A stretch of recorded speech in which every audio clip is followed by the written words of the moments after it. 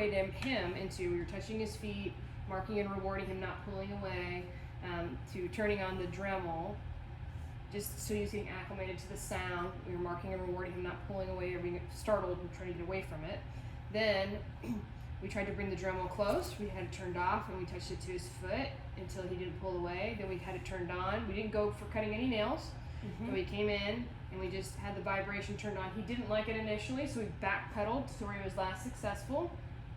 And then we came back again and he finally was like, okay, I get it. I'm gonna let you touch my paw just so you can feel the sensation. We didn't even go after a nail, right? And we were just talking about how this builds, and see this, he's trying to activate me. He's like, let's do this. Let's do more. So let's do that. Let's just do another sesh. And we'll just kind of walk through what that process looked like real quick. So we start with his paw, yes, and lead feet. You're adding just gentle pressure here, touching all the little toes and the pads and the nails. Eye contact's even better. Yes, kaboom, because he's more concerned about what are you looking for from me. I want him interested in what I want instead of what's happening down there. Good job, dude. Yes, kaboom. So that's good eye contact, okay? Then we went from doing this to turning this on. I had it on low, and I sat it here in front of me.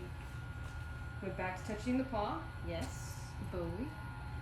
Just to get him accustomed to hearing it first. I kept my hand loaded with the food. Then I came in real quick. Yes, good job, good Bowie, very nice. Loaded my hand with food. Grabbed the Dremel, backside. Yes, good job. Work. Very good. So good. Yes. So I didn't get eye contact that time. That's okay. I'm going to get it this time. So this way he can start trusting me more. Yes, good boy. Because if he's looking at that, he's going to start loading a little bit. Like, oh my gosh, it's staying on my paw for a long time. I don't know if I like that. Yes, good boy, lovely. So that time he waited till I marked yes to feed before he pulled his paw away. So I'm going to see if he gives it back to me. Can I have your foot, please? So that was, he was like, oh, I don't know about that.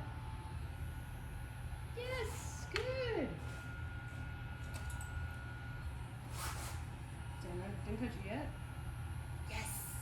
So the split second I see he looks at me too, I'm also rewarding that. So he sees like, okay, cool. When I look at her for guidance in this questionable situation, she's rewarding me for that. And the more we can teach him to generalize that behavior, it's a massive thing. Because he could be in a high distraction situation, a barking dog, a cat, and he looking to you first before making a decision to do something is a huge, big deal. And so, yeah, and I haven't even gone for a toenail yet. I'm just letting him get acclimated to the vibration and trusting me enough to let me touch him with it. So. Boy, good job. Okay, and that's all that's all the pressure I'm gonna put on him today, because we went from him getting up, off the like, I don't know about that thing, to now like accepting and receiving this. And he might try and like offer me his paw again because he's like, cool, I want to keep going further. If he does, keep practicing, but I wouldn't let it go over like 20 minutes. Okay. And should I try to do other paws? Sure. So work on one, then move to the other. You'd think that just because you did great with one, he would be okay with the next. It's not quite the same. It's a new paw. So the new paw needs to experience all the things. You might be able to move through the process actually quicker though. So same thing. You can see if you can move through it a little bit faster. Yes. Okay, so I'm touching the toes. Yes. Okay, I'm gonna turn it back on. And you set it down in front of me. Yes.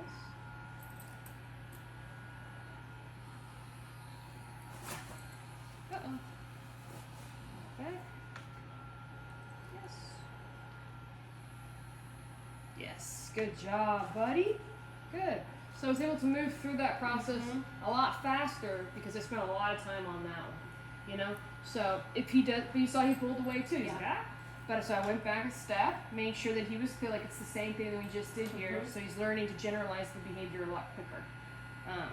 And as I was saying before, this is a huge confidence building exercise because he has no idea what the function of this is. He just knows that he's afraid of it and doesn't understand why we're doing it.